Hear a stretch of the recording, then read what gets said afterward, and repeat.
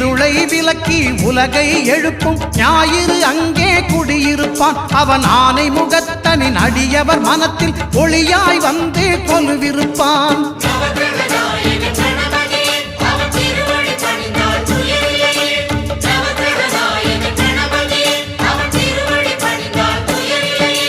ஒன்பது கோளும் ஒன்றாய் காண அங்கு கற்பகம் என்னும் கடவுளின் மெய்யில்